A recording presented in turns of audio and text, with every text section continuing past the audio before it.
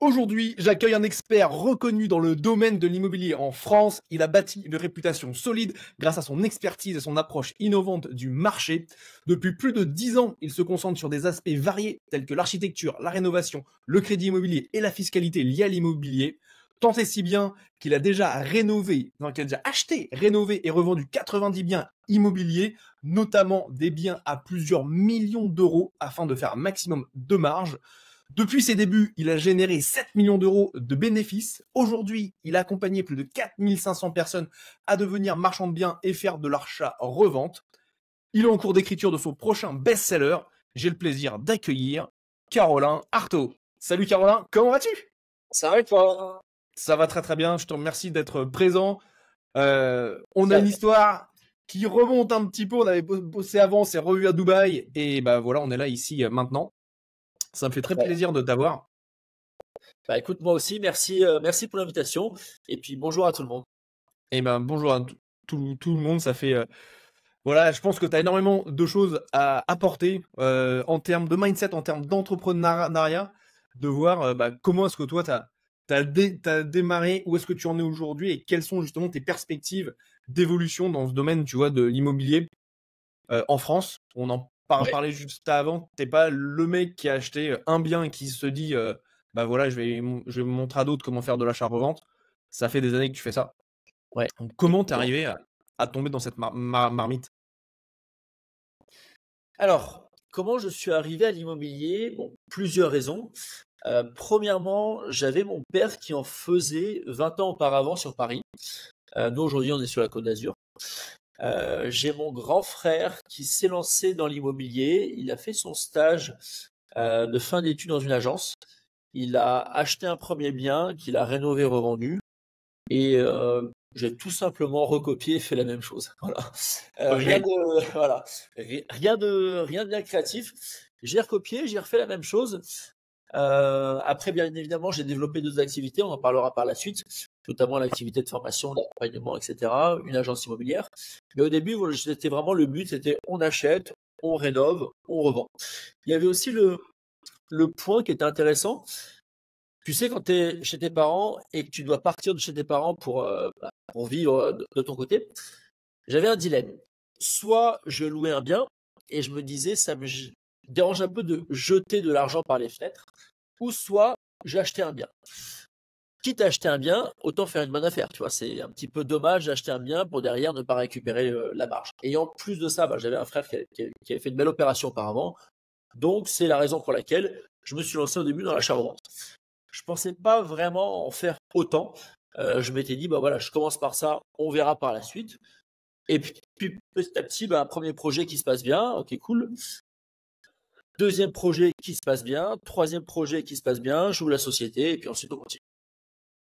Super. Donc tu as vraiment eu un enchaînement de projets qui se sont bien passés parce que généralement, tu vois, quand on parle immobilier, c'est comme tout. Quand t'es entrepreneur, il y a toujours, entre guillemets, des soucis. Enfin, ça se passe rarement comme on le veut exactement.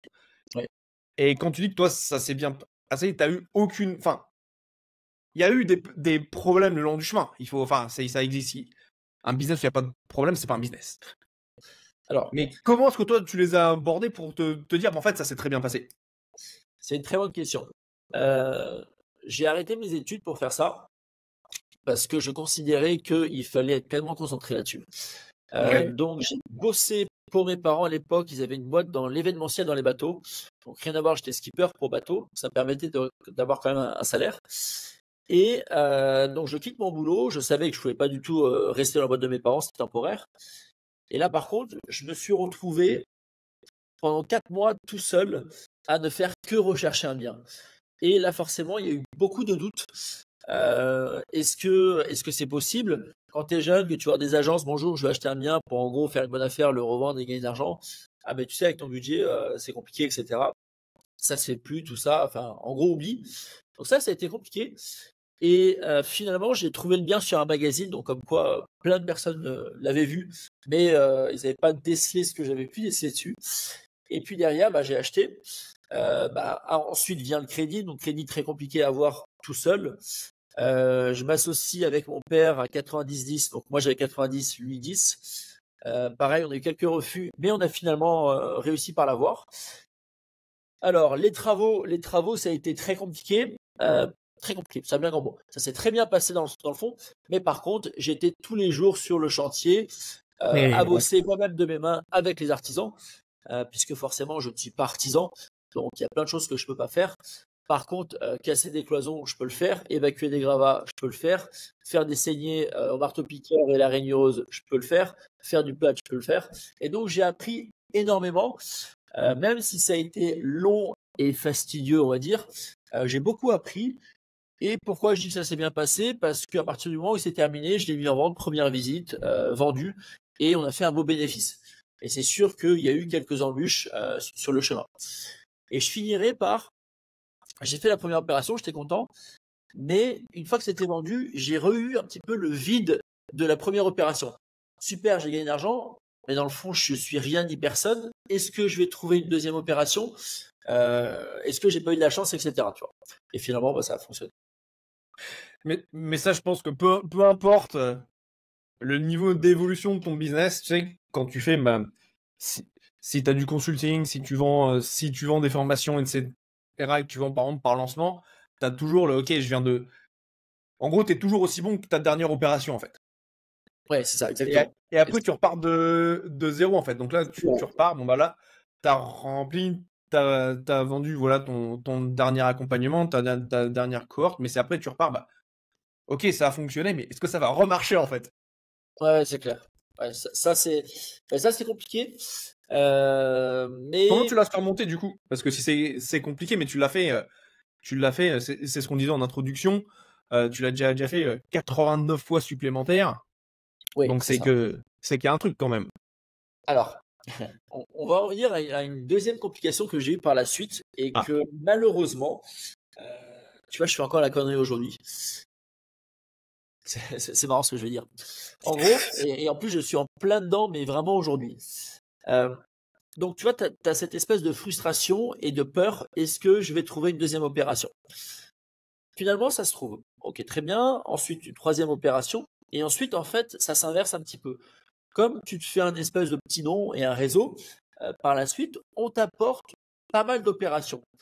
Et comme tu gardes un petit peu ce stress du début, tu te dis, bon, bah, il faut que je les fasse parce que c'est un beau projet, etc. Et en réalité, après, j'en ai fait trop. Et je me suis mis un petit peu dans la difficulté parce que bah, beaucoup de crédits en cours, on a toujours des imprévus, tu vois, des chantiers qui prennent un peu plus de temps, des ventes qui se décalent, etc. Et ensuite, ça a été une situation stress où bah, j'en ai trop fait.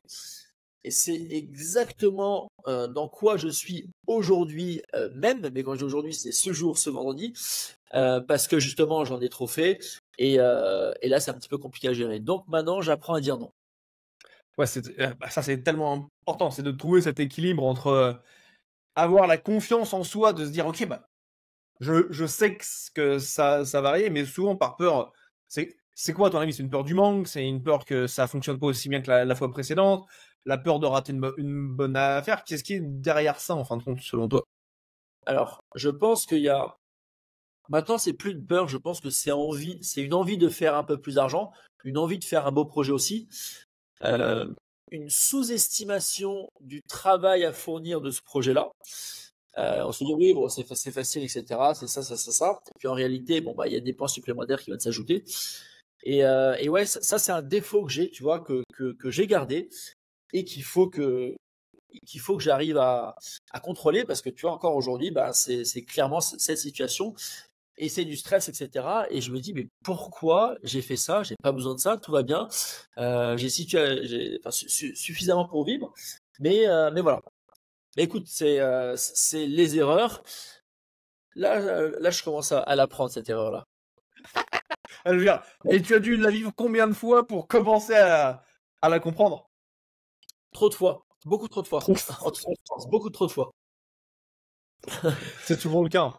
Tu sais, c'est OK, Ouais. bah, mais cette fois, ça va être différent. Ça va pas être pareil que la dernière fois. En général, c'est. Exactement. Oui, non, c'est bon, je vais y arriver, j'ai du monde, etc. Bon, tu parles. Toujours le même problème. Maintenant, je dis bon, là, on va proposer des trucs. Non, non, non, non, non, non, non. Reste là pour 2024, c'est bon, j'ai assez de boulot. Donc là, c'est bon pour 2024, t'es tranquille, t'as tout ce qu'il faut à l'heure actuelle, c'est Ouais, bon. ouais, ouais. Ouais, exactement, c'est ça, exactement. Ok. Et du coup, c'est quoi, toi, qui te drive, qui te motive, tu vois? Qu'est-ce qui fait que tu te dis, bah ouais, je vais chercher le prochain projet? Quelle est ton ambition qui est derrière ce que tu fais? Alors, c'est encore une très bonne question que tu me poses puisque c'est marrant, c'est les réflexions auxquelles je suis actuellement. Alors, à la base, moi, alors, je vais pas forcément parler d'argent, bien évidemment, enfin, toute activité entrepreneuriale doit rapporter de l'argent. Je dirais qu'au début, ce qui m'intéressait, au-delà de l'argent, c'était le côté un petit peu créativité. Tu vois, Hmm. tu prends quelque chose de moche, tu en fais quelque chose de joli, et je trouve ça super sympa. Et donc, c'est la raison pour laquelle aujourd'hui, je m'oriente vers des plus gros projets, des villas, etc. Parce que niveau créativité, tu t'éclates, tu vois. Tu bosses avec les archis, tu peux faire des super baraques contemporaines, des belles époques, etc. Et ça, je trouve que c'est très plaisant. Au-delà de l'argent, tu vois, tu prends quelque chose de moche, tu en fais quelque chose de joli. Et je trouve ça hyper intéressant. Bien qu'il n'empêche que je t'avoue que depuis peu, euh, je me suis un petit peu remis en question, tu vois, et j'ai besoin de trouver quelque chose qui va me driver en plus, tu vois. Hmm. Euh, et justement, j'en parlais avec mon équipe cette semaine, tu vois. Je disais, bon voilà, c'est bien les projets marchands et puis le reste, on en parlera, l'activité de formation, d'accompagnement, etc. Mais quand tu as une activité entrepreneuriale, je pense que c'est bien de te dire, de te demander qu'est-ce que tu aimerais créer à la fin. Tu vois, c'est quoi le goal final Ouais. de ce que tu aimerais être, de ce que ton groupe aimerait représenter. Et ça, c'est très important parce que souvent, on a beaucoup de personnes qui font. Au début, elles le font pour le plaisir, pour gagner de l'argent. Et puis après, elles le font, mais elles sont dans un train embarqué sans but précis, tu vois. Et je pense que c'est très important de se définir des objectifs, pas forcément financiers. Financiers, oui, mais c'est surtout, voilà ce que j'aimerais accomplir, voilà ce que j'aimerais créer, voilà qui j'aimerais être par la suite. Et c'est la réflexion que je suis en train de me faire par rapport à tout mon business, tu vois. Il y a des points qui m'intéressent, des points qui m'intéressent moins, même quasiment plus. Et on est en train de réfléchir pour retrouver de la motivation et même peut-être changer deux, trois points. Très, très intéressant. Ça, c'est quelque chose, tu vois, le podcast il s'appelle Le différenciateur inné. Ouais, Et c'est d'accord. ce que je viens, et c'est les conversations que j'ai avec les personnes qui viennent ici, c'est d'aller comprendre ce qui fait que vont être différents des autres. Et par rapport à ça, pour réussir à être différent des autres, la première chose, c'est réussir à se comprendre pour ensuite venir l'incarner, si tu veux, le mettre dans la matière. Et Exactement. ce qui est intéressant dans ce que tu dis, c'est que ça fait voilà des années, enfin ça fait plus d'une dizaine d'années que tu fais ce que tu fais. Et ça fait combien de temps que tu commences à avoir cette réflexion de te dire ok c'est cool, la créativité ça m'a fait kiffer, l'argent bah il vient c'est Ouais. cool, je suis ok par rapport à ça, mais tu sentais qu'il y avait quelque chose qui manquait peut-être, tu vois, ça fait Ouais. combien de temps qu'il y a ça et qu'est-ce qui a déclenché en fait cette réflexion? Ça fait très peu de temps. Ça fait très peu de temps. Ça doit faire 3-4 mois. Ça doit faire 3-4 mois. Ok. Et justement, là, j'en parle à mes équipes. Et, et on est vraiment. Et je suis en train, premièrement, moi, puisque on va dire que je suis un peu le capitaine du bateau, tu vois. Ah, On est dans un bateau avec mes équipes, avec les personnes qui travaillent pour moi. Et c'est très important que on soit tous, entre guillemets, dans le même bateau. Le capitaine dit, voilà, on va aller là, parce que c'est vraiment quelque chose qui nous branche à tous, tu vois, qui nous motive, où il y a une vraie émulation, ouais. etc. On va faire des heures en plus, tout. Parce qu'on sait très bien, si tu veux, la motivation que par l'argent, pour moi, c'est pas la bonne. En tout cas, pour ma part, j'ai suffisamment, entre guillemets, pour être heureux. Avoir plus, je sais que bon, ça me permettra de faire plus de choses, mais c'est pas ce qui me drive aujourd'hui.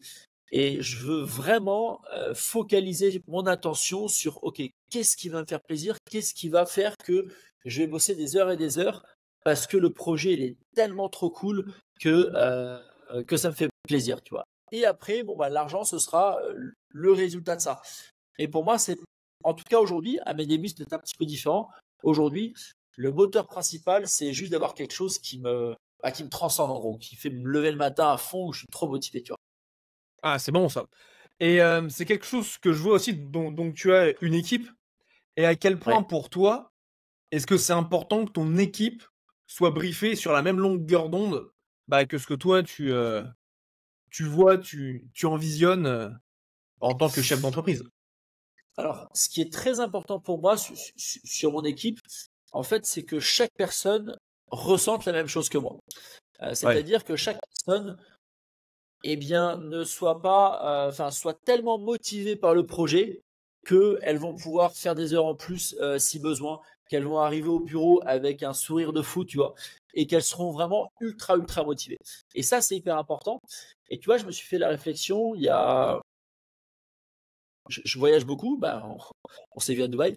oui, Je suis rentré, je suis allé au bureau et je voyais deux personnes dans mes bureaux. Et je sentais que si tu veux, bah, ils faisaient leur travail pour faire leur travail, etc. Même eux, ils n'avaient pas forcément conscientisé ça, mais il y avait il y avait plus d'une super émulation, tu vois, wow, on est trop content, on va au bureau, on a toute l'équipe, on va tout déchirer, tu vois. Et justement, j'ai fait le point avec chacun individuellement et on est en train de réfléchir à, ok, bah, quel est le groupe qu'on veut créer, où est-ce qu'on veut aller, qu'est-ce qui va faire en sorte de tous nous animer, encore une fois, au-delà de l'argent. excellent ça. Et donc, et à ton avis, parce que là c'est un c'est un point qui est extrêmement important, c'est l'engagement des équipes vers les résultats. Exactement. Tu tu vois, quand je bossais dans des enfin, j'ai bossé dans des grands groupes, notamment à Londres, j'étais dans une boîte qui s'appelle Rackspace, Ok. où il y a 10 ans, donc c'est une boîte qui est enfin, le le nom, n'est pas connu pour la majorité des gens, mais c'est en gros, pour caricaturer en France, c'est OVH avec une qualité de service client de Rolls-Royce, tu vois? D'accord. Ok. Ok. Ouais, je comprends. Donc, nous, on était à fond en termes on était, considérés comme les numéro 1 mondiaux en termes de service client dans l'hébergement, de D'accord. sites web et cetera. Dans mes clients, j'avais des portefeuilles, c'était, le top 3 des fonds d'investissement mondiaux et cetera. D'accord. Et l'entreprise, elle faisait quand je l'ai quittée, on faisait 2 milliards d'euros de chiffre d'affaires, enfin, 2 milliards de chiffre d'affaires annuel, Wow. avec une croissance trimestrielle entre 10 et 20, enfin à 2 chiffres. Oh, putain. Ok, c'est énorme. Oui, Énorme. c'est une grosse Ouais. entreprise. Et on était 5000 employés, tu vois. C'était pas, on était des dizaines de milliers de personnes. Ouais. Et dans l'informatique à l'époque, tu vois, pour te situer, je recevais toutes les semaines, allez, peut-être deux, trois, soit appels, soit messages sur LinkedIn, soit email de recruteurs qui me disent, j'ai un nouveau truc fantastique où tu vas pouvoir tester les nouvelles technologies et t'éclater, tu vois. Ouais. Donc, c'est facile de changer pour plus d'argent et pour faire des trucs plus cool. Ouais. Néanmoins, dans cette boîte-là, il y a des personnes qui restaient 5 ans, 10 ans, 15 ans, 20 ans. Ouais. Pourquoi? Parce Parce qu'ils que. avaient créé une émulation. T'avais l'impression d'arriver à la maison quand t'allais au bureau, tu vois. T'étais bien, tu Ouais. vois. Tes managers, ils micromanageaient pas du tout. Ils te prenaient pour un adulte compétent avec une expertise et qui avait pour objectif de faire le bien, tu vois. Que Ouais. t'allais bien faire. Et D'accord. Ok. résultat des courses, moi, c'est l'entreprise dans laquelle je suis resté le plus longtemps. Où, voilà, franchement, c'était très très cool. Oui, Ouais. on avait, tu vois, tous les clichés. Imagine-toi, tu sais, un campus à la Google, à la Facebook, on avait Wow. une salle de sport, on avait une université, on avait un garage, ce qui sur Londres, bon là, ça peut paraître pas un truc de ouf, mais sur Londres, avoir un garage, c'est un truc extraordinaire parce que Ouais. t'as pas de garage dans la rue. On avait un pressing, on avait une poste, donc on pouvait soit se faire livrer au bureau, soit donner notre courrier et eux s'en occuper. Et en fait, tout était fait pour que nous, on soit bien. Et du coup, bah, les résultats de l'entreprise parlent d'eux-mêmes, aussi bien financiers qu'en termes de rétention d'employés. Ouais, c'est Donc, sûr, pour c'est sûr. moi, au 21e siècle, c'est tellement important de prendre en considération les besoins des employés et pas juste, c'est pas juste mettre des baby-foot, des tables de ping-pong Non, et on est cool, tu vois. Et des beanbags, tu vois. ouais, c'est clair, c'est clair. Non, l'idée, c'est de justement d'aller rechercher en fait quelque chose qui va les driver, encore une fois, Ouais. au-delà de l'argent. Beaucoup de personnes ne raisonnent que par l'argent. Moi, tiens, on va les augmenter de 100, 200 euros de salaire ou plus, et ils vont rester. Mais en réalité, peut-être qu'ils vont rester, mais derrière, il y aura jamais la motivation que s'ils adorent le projet, qu'ils y croient, et qui foncent, quoi. C'est clair, c'est pas la même chose. C'est complètement différent, tu vois? Et ce qui était intéressant, tu vois, quand j'étais chez Rackspace, ils avaient, tu sais, une tagline entre guillemets, enfin une expression, tu vois, pour les employés qui disait en anglais, Ouais, on veut tous, we all want to be, a member of a winning team on an inspiring mission. A valued member, donc un employé à qui on donne de la valeur on a winning team, donc dans une équipe qui gagne, dans une mission inspirante. d'accord, ok. Et tu vois, enfin non, c'est même, ça fait plus, ça va faire 7 ans que je suis parti de l'entreprise aujourd'hui, et je m'en souviens Ok. encore. We all want to be a valued member of a winning team on an inspiring mission. Ouais, ouais, Et c'est fort. et globalement, c'est ce qu'on veut tous, tu vois. Ouais, Et, exactement. et quand on comprend ça, je pense qu'on peut vraiment faire des choses vraiment, vraiment géniales. On peut faire des choses géniales et surtout on peut s'éclater en les faisant. C'est ça qui est bien. C'est ça, ouais, c'est ça. C'est ça. Que t'arrives et tu kiffes quand tu arrives au taf. Et, Exactement. et pour toi, qu'est-ce qui fait? Parce que des personnes, tu vois, qui sont dans ton activité, il y en a beaucoup. Ouais, Dans les marchands de biens, il y a beaucoup d'histoires d'horreur également parce que c'est très intensif en termes de cash et d'investissement. ouais, Et c'est souvent, quand je parlais à des marchands de biens, c'est un peu la vente de leur dernier bien va financer le exact. prochain bien. Ils sont un peu dans un cycle entre guillemets infernal. Ouais. Qu'est-ce qui fait que toi, aujourd'hui, pourquoi ça a fonctionné pour toi et pas pour les autres? Pas pour les Alors, plusieurs choses. Déjà, quand tu dis ça a fonctionné pour moi, oui, ça a fonctionné. Mais j'ai toujours un regard critique où ça aurait pu et ça aurait dû mieux fonctionner. Puisque bien évidemment, j'ai fait des erreurs comme tout. Mais qu'est-ce qui a fait que ça a fonctionné? Alors, plusieurs points. Aujourd'hui, je trouve que et c'est un peu contre-productif ce que je vais dire, mais je vais être très transparent. Aujourd'hui, je pense qu'il y a beaucoup de personnes, et notamment je le vois avec les formations, je vois avec les personnes que j'accompagne, qui focalisent leur attention uniquement sur l'information et sur les formations, en fait sur les connaissances. Les connaissances, c'est utile, obligatoire. Mais il y a un point qui est encore plus utile de mon point de vue, ça va être ce que je vais appeler les compétences. Les compétences, ça va être ton humanité, ta manière de parler, ta manière de séduire, entre guillemets. Et c'est une partie que j'ai bien développée et qui a aujourd'hui contribué largement à mon succès. Je te prends un exemple très simple. Deux personnes vont voir le même agent immobilier et vont lui demander les deux marchands de biens, de lui trouver une bonne affaire. Le marchand de biens A et le marchand de biens B. En réalité, le A, le B, le C, le D, tous les marchands de biens, on propose la même chose à l'agent immobilier, clairement. Ils proposent tous la même chose. Qu'est-ce qui fera la différence entre le A et le B? C'est son humanité, c'est sa sympathie, c'est le fait qu'il soit cool, c'est le fait qu'il soit réactif, etc. Et quand tu comprends ça, mine de rien, tu comprends beaucoup de choses. Et c'est ce que j'essaye maintenant de transmettre de plus en plus dans mes formations, dans mes accompagnements, tu vois. Et je vois que tu as certains profils où ils connaissent tout, mais la personnalité bloque. Et en fait, c'est juste un problème de personnalité. C'est un problème de sympathie. C'est des gens qui, des fois, qui sont très durs, qui ne comprennent pas. L'immobilier, tu sais, je pense, comme toute activité entrepreneuriale, tu as ton business plan, mais ça se passe jamais comme prévu. Et c'est pas grave, et c'est normal, tu vois. Ça prend des fois plus de temps, des fois, tu as des surprises, etc. Mais c'est le boulot qui est comme ça, tu vois.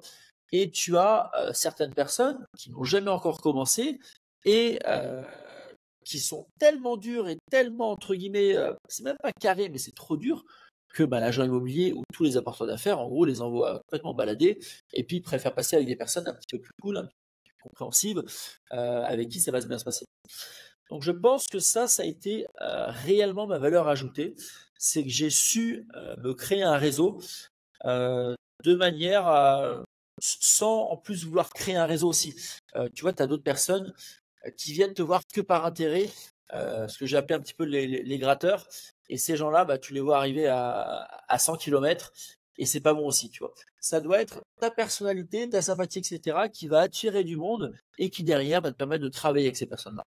Donc vraiment, les soft skills, et ça, c'est quelque chose, dans mon jargon, et les personnes qui écoutent ce podcast vont connaître, je dis aux gens, savoir et ne pas faire, c'est ne pas savoir. Et toi, ce Ouais. que tu dis, c'est savoir, tu peux avoir toutes les connaissances du monde, mais ce qui est intéressant, ce qui est pertinent, c'est pas uniquement ça, ça va être ton identité, c'est qui est-ce que tu es. Exactement. Et Et c'est ça, ça, même dans le marketing, on pourra en parler par la suite. En réalité, une personne va, entre guillemets, t'acheter pour ce que tu es, pour qui tu es, plus parce que tu fais 500 pubs, 500 mails, 500 machins, etc. Ce qui compte derrière, c'est la personne. Tu vois. Et, c'est clair. et ça, je trouve que dans n'importe quel milieu, c'est pas encore assez dit. Tu vois, ce qu'on appelle le personal branding, c'est pas encore assez dit, c'est pas encore assez compris. Et ça, tu vois, c'est ce que c'est ça. Là, tu résumes grosso modo mon cheval de bataille. Voilà. C'est-à-dire que je vois beaucoup de personnes qui, tu vois, apprendre sur comment être amené à créer et commercialiser une offre premium irrésistible. Ça a été fait, refait, les gens l'ont vu et revu.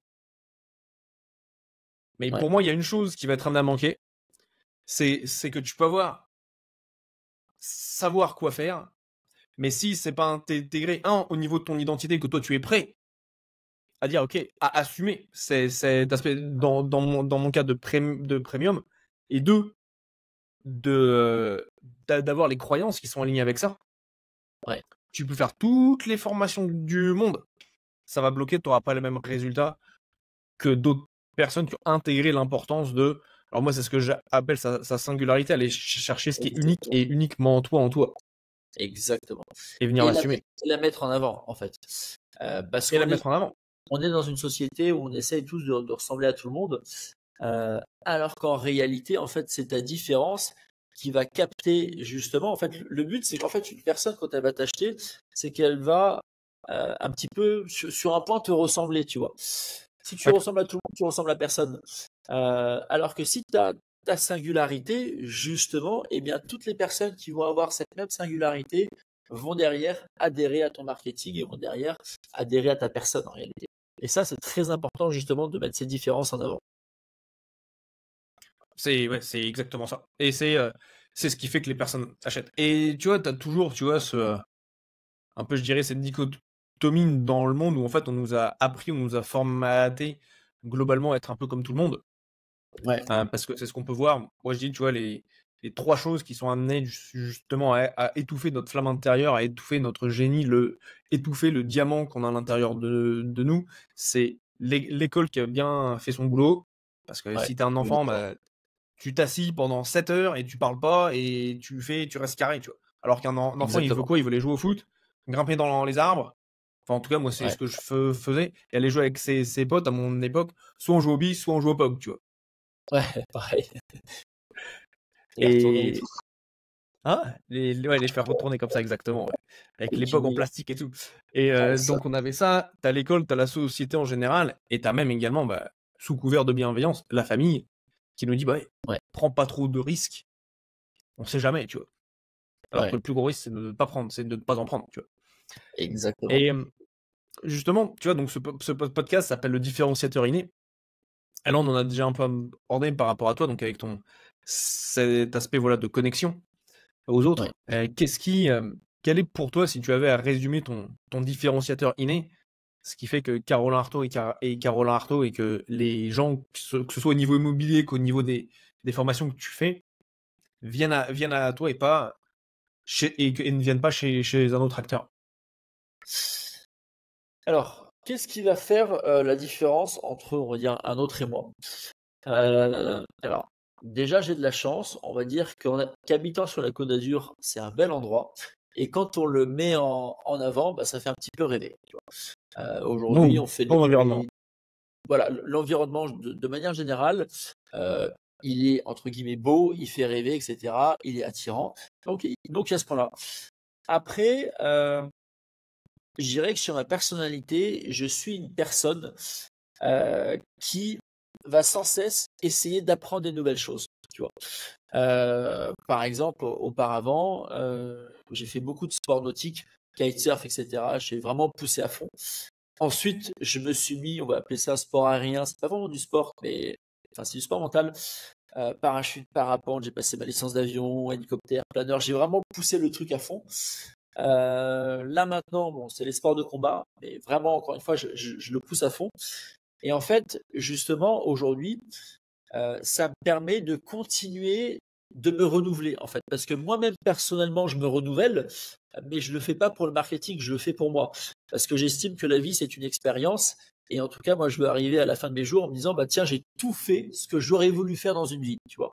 Et je l'ai pas juste fait comme ça. J'ai poussé le truc, je me suis mis à la place du vrai pilote, je me suis mis à la place du boxeur, et ça, c'est ce qui est important pour moi. Et en même temps, ben, quand tu vas avoir une audience, etc., c'est ce qui va permettre de garder les gens un petit peu à toi aussi. Parce que en général, bah, tu vas avoir un nouveau profil, ok, le mec il fait ça, c'est intéressant. Mais si au bout de 5 ans, au bout de 10 ans, bah, il fait toujours la même chose, qu'il fait toujours les mêmes stories, qu'il propose toujours la même chose, ça va pas forcément intéresser les gens longtemps. Et le fait de se réinventer déjà soi-même, mais encore une fois, je le fais moi, je le fais pas pour le marketing, ça, je le fais pour moi personnellement.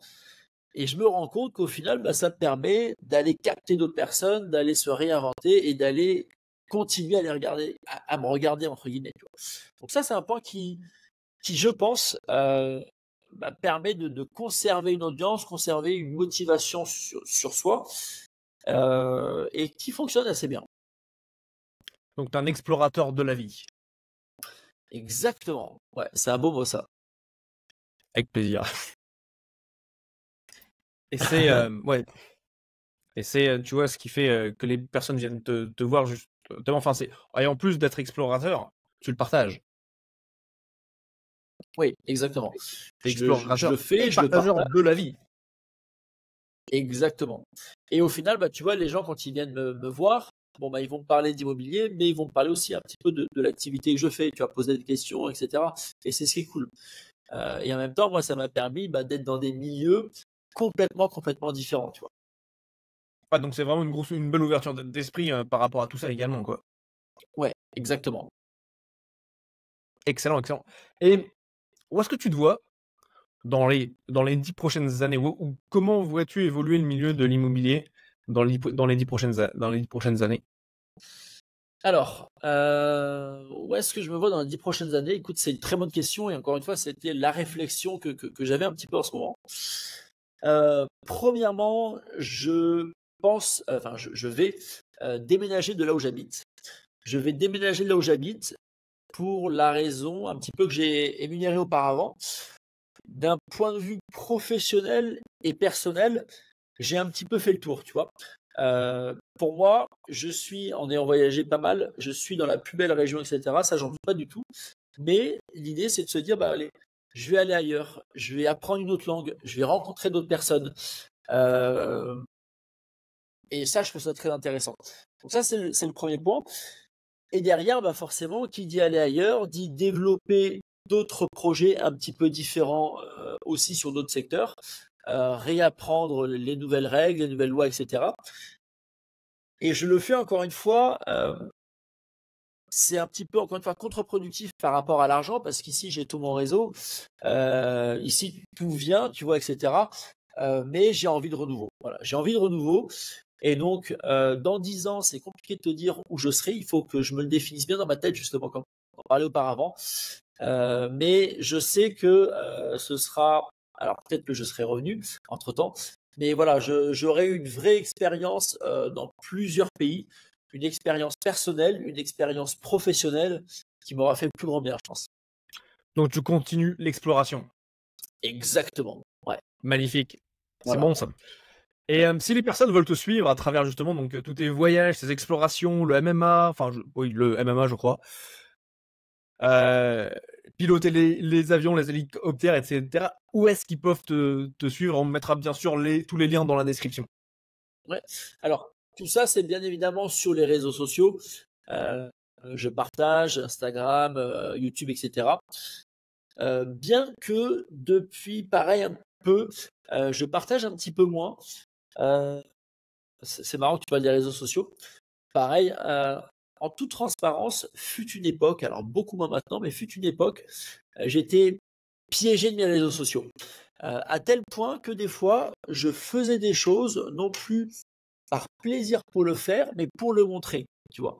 Et je vois tellement de personnes qui font ça, que ce soit des gros influenceurs ou même des personnes un petit peu dans les mêmes cases que moi, tu vois, entre guillemets, enfin, influenceurs business, mais voilà, qui accompagnent les gens, etc. Et qui vont faire des choses juste pour le montrer. Et j'étais arrivé à ce point-là à un moment, et c'est pas bon du tout.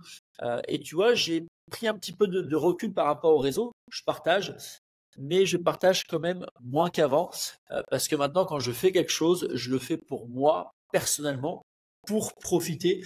Alors, je vais le partager avec plaisir, mais je vais plus le faire que pour le partager, tu vois, et que pour montrer. Ah, ça, c'est tout un équilibre à avoir. Ouais, exactement.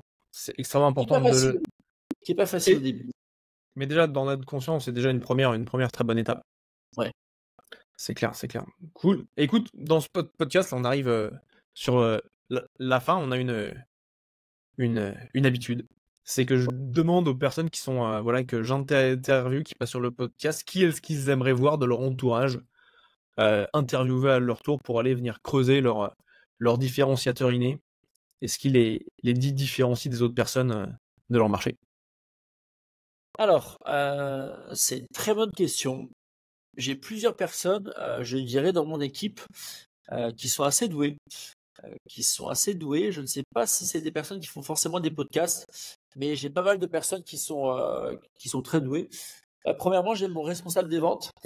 C'est un mec qui s'appelle Lucas, qui était justement à la soirée, à Dubaï, on s'est retrouvés. Qui est un super gars avec des super bonnes valeurs, etc. Je me suis bien entendu avec lui. Pareil, avec une histoire incroyable, plus incroyable que la mienne, je trouve. Donc, ouais, bah, on va partir sur lui. Eh bien, Luc, si tu nous écoutes, ce serait avec plaisir d'avoir sur ce podcast pour aller comprendre voilà ce qui ta vision de la vente. Super, super, Roland. Parfait. Bah écoute, je te remercie. Ouais. Ça t'a plu? Ouais, ça m'a beaucoup plu, ouais. Je trouvais ça vraiment intéressant. On est allé creuser. Ça va être plus simple comme ça. Des bons points. Donc ça, c'est très très cool. Et si toi, tu avais un dernier mot, tu as un mot de la fin pour les personnes qui nous écoutent aujourd'hui, qu'est-ce que tu leur dirais?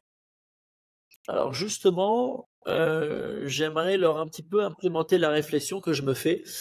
C'est lorsque vous vous lancez dans une activité, encore une fois, oui, il faut le faire pour que ça rapporte de l'argent, mais il faut vous lancer dans quelque chose qui vous tient à cœur, quelque chose qui va vous permettre de travailler, je vais dire nuit et jour, qui va vous motiver pour ne pas aller en vacances, mais continuer à travailler parce que en fait vous préférez travailler qu'être en vacances parce que vous kiffez tellement ce que vous faites que c'est pour vous la meilleure chose. Et ça, je trouve que c'est très important.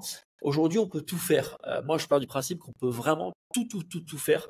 L'idée, c'est de se dire, voilà, son rêve, c'est quoi? Ok, vas-y, je le fais.